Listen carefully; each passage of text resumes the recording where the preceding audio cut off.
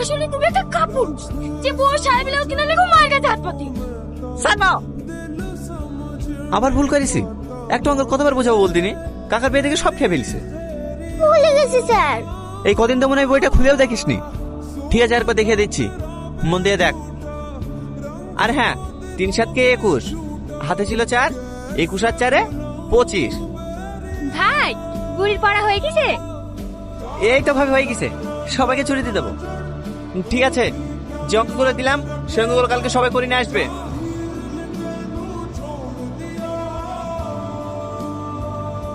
আপনার বইয়ের জন্য নাকি? হ্যাঁ,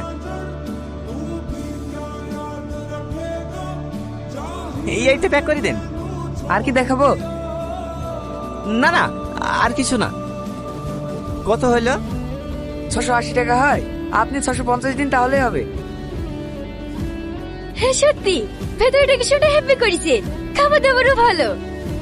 তাই? হ্যাঁ বোন, তুমি শুধু এখানকার বিরিয়ানিটা খেয়ে দেখবা। সালমা, সালমা, হয়তো তোর ভাই চলে এসছে। এই নাও, এটা তোমার জন্য। ও পরে দেখছি। এই শোনো না, তোমার শালিরা এসছে, ওই নতুন রেস্টুরেন্ট হয়েছে, ওইখানে খেতে যাবো বলছে। চলো না সবাই একসাথে ঘুরে আসি। ও ঠিক আছে, চলো। ঠিক আছে, তাহলে আমি রেডি আছি।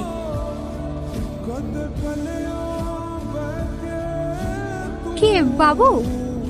হ্যাঁ মা। কখন আসলি? কখন আসলো মানে? আমি আবার বাড়ি এসে অন্য কোথাও যাই নাকি? আগে তো তোমার কাছে আসি। আমার পাগলা। এই এলো মা। কোথাও যাচ্ছি নাকি মধু? এই সাথীরা এসে মা, আমার সাথে একটু বেড়াতে যাবে বলছে। তো যা, এই বাহানায় বৌমাকে নিয়ে একটু ঘুরে আসা হবে। বেচারি সারাদিন চুপচাপ বাড়িতে বসে থাকি। লাও মা, ওষুধটা খেলাম। হ্যাঁ কয় গো, শুনছো? হ্যাঁ আসছি, তাড়াতাড়ি চলে আসবো মা, আসছি। হ্যাঁ বলো। আমরা রেডি। ভালো আছেন ভাই? হ্যাঁ ভালো আছি। তোমরা 2 মিনিট দাঁড়াও, আমি জামাটা চেঞ্জ করে নি। কি হলো ভাই, এক ভাই বোনের দিকে তাকিয়েছেন, একটু খাবারের দিকেও তাকান। কি করব, দুটোই সুন্দর। আপনাদের আর কিছু লাগবে? বলো, আর কি খাবা? না না ভাই, আমি আর কিছু খেতে পারবো না। আমিও শেষ। আপনি বিল নিয়ে আসেন।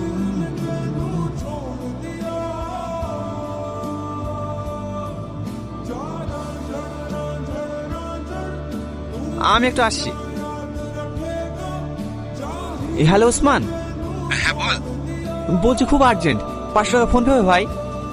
ফোন পে তো হবে না রে ভাই, বাড়িতে ক্যাশ আছে, তোমাকে কি বলকা দিয়ে দেবে? আমি তো একটু বাইরে ছিলাম। ঠিক আছে, মনে কথা দেখছি। কি হলো এখানে দাঁড়িয়ে কেনে? এমনি। টাকা নাই? তোমার কাছে 300 টাকা গেলে দাও না, আমি বেতন পেলে তোমাকে দিয়ে দেবো। ছিটনি ছি, তুমি কি মানুষ বলো তো? তোমার একটা দায়িত্ব বলে জিনিস নাই। টাকা নেই আগে বলবা, আসতাম না। আসলে তোমার শখ করে বললাম তো, তাই আর না করতে পারলাম না। থাক, অনেক সব পূরণ করেছো, আর করতে হবে না।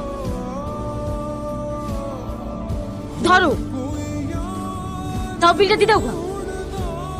এই এত টাকা লাগবে না, 300 টাকা মতো দিলেই হবে। যা বলছে তাই করো। কইরে তোরা দাঁড়িয়ে থাকলি যে? হ্যাঁ হ্যাঁ আসছি। কি চলেন ভাই। হ্যাঁ, যদি আমি টাকা না নিয়ে যেতাম তাহলে কি হতো? তোমার লেগে তো আমাদেরকে রেস্টুরেন্টে থালা বাসন মাজতে হতো। আমি বুঝতে পারিনি, কিন্তু তুমি বিশ্বাস করো, যেভাবে হোক আমি টাকা ম্যানেজ করে ফেলতাম। ম্যানেজ করে করেই তো 4 বছর ধরে সংসার চালাচ্ছো। শুধু আমি বলে তোমার সাথে সংসার করছি। আমি জীবনে সব থেকে বড় ভুল করেছি, তোমাকে ভালোবাসি, তোমাকে বিয়ে করছি। সারাদিন বাড়িতে কাঠের পুতুলের মতো পড়ে থাকো, মাকে সামলাও, গা ধোয়াও, খাওয়াও, এছাড়া তো আমার জীবনে কিছু নাই। সকাল রাতের কথা বাদই দিলাম, একটু সুখ তো দিতে পারো।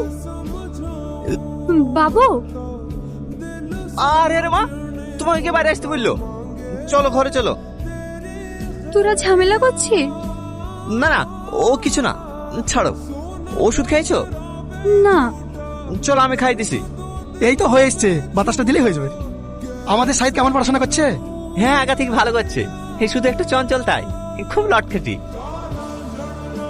আমিও ছোটবেলায় ওইরকম খড়খমা ছিলাম।